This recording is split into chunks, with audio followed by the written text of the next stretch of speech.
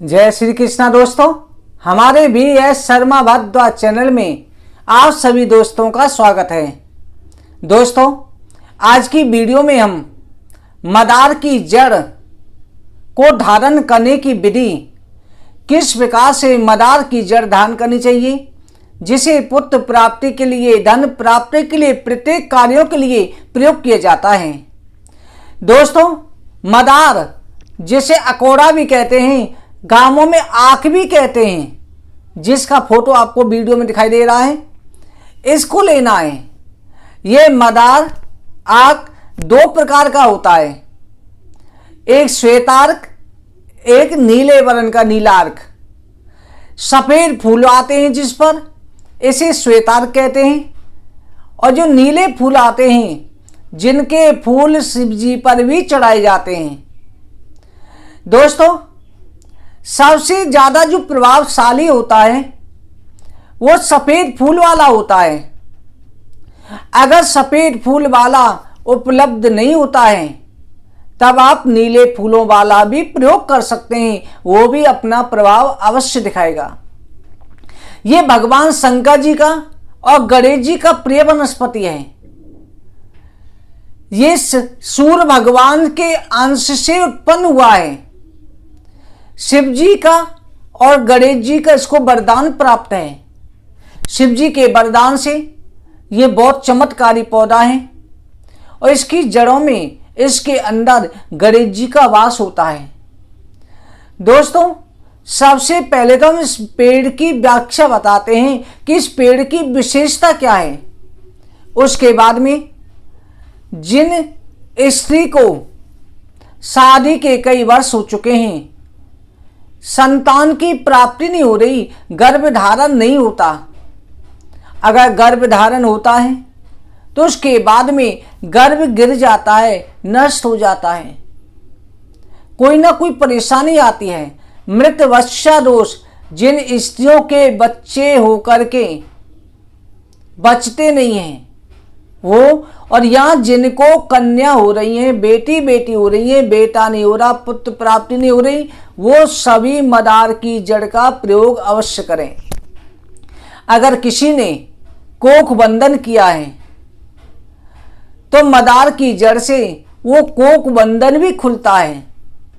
दोस्तों, पूरे विश्वास के साथ में इसका प्रयोग करेंगे तो निश्चित रूप के आपको जो इसकी सफलता प्राप्त होगी।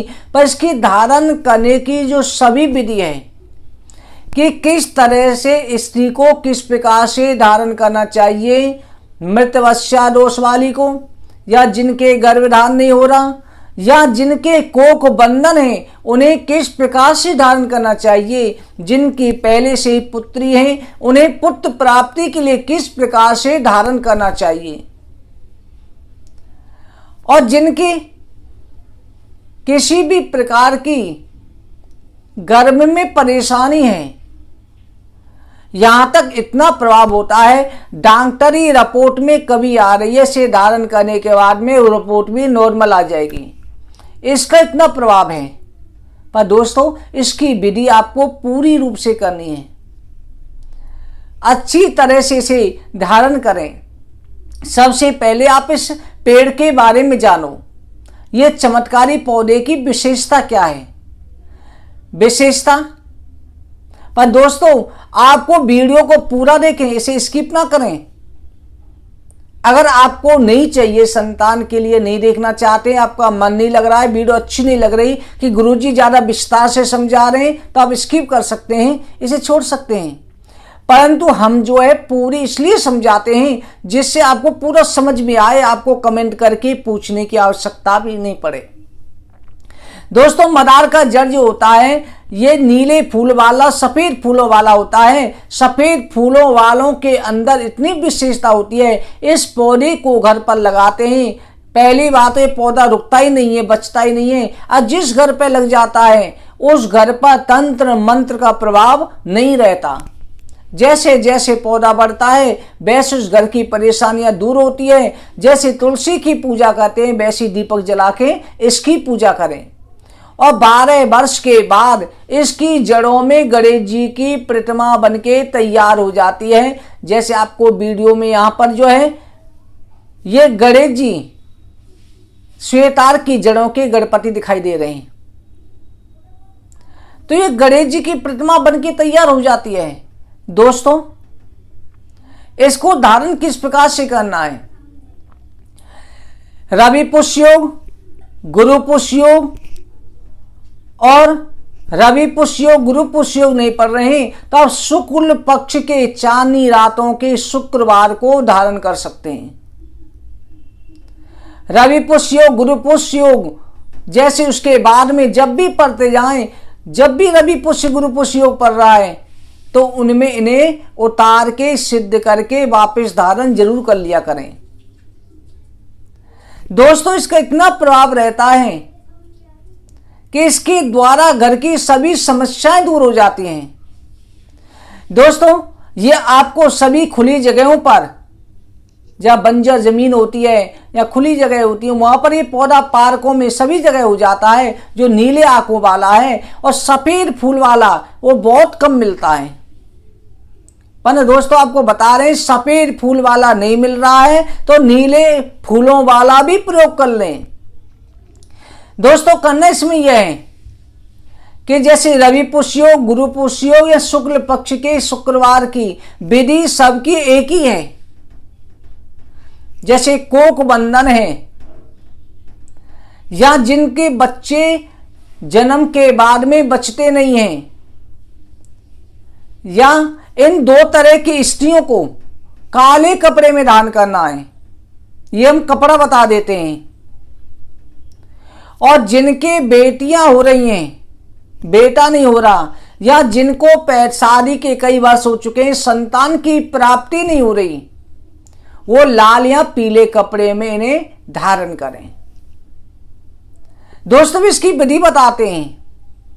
इसको करना यह है कि जैसे आप इन दिनों में गुरु पुष्य योग, रवि पुष्य या शुक्ल पक्ष के शुक्रवार में शुभ समय के अंदर, शुभ मुहूर्त में पहले 1 दिन पहले भी ला सकते हैं गणेश जी की इस आग को, जो है इसकी जड़ को, या जिस दिन का मुहूर्त है उस दिन भी लेके आ सकते हैं। सबसे पहले वहां जाने, थोड़े से चावल लेके जाने हैं और आप पहले से पेड़ तलाश कर लें कि पौधा कहां पर है।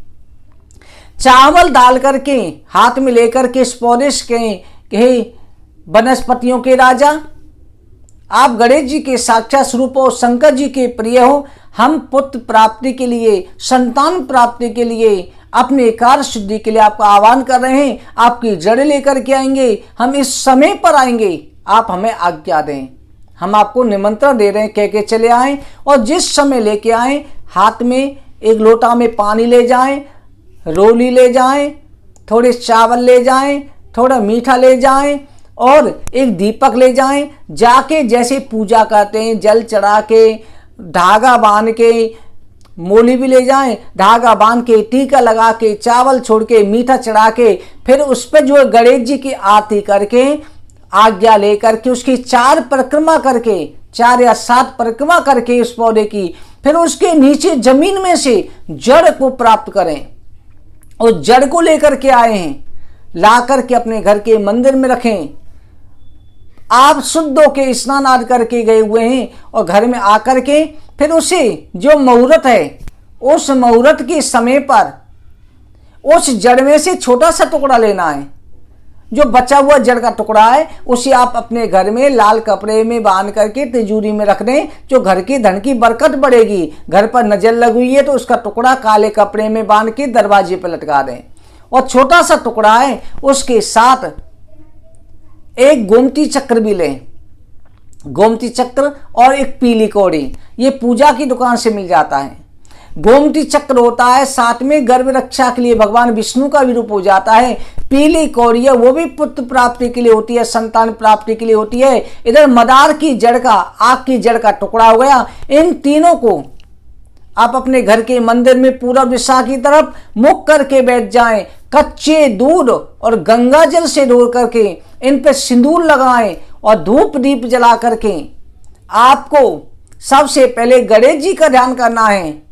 ओम श्री गणेशाय नमः, कह करके, और या ओम गंग गणपते नमः, ओम वक्रतुंडाय नमः, किसी भी मंत्र के द्वारा 11-21 बार आह्वान करके उसके बाद में एक माला जप लें, ज्यादा अच्छा है, अथवा 11-21 बार बोल सकते हैं। ओम देव की सुत गोविंदा वासुदेव जगतपते देहि में तनयम कृष्ण त्वामहम शरणम गतः।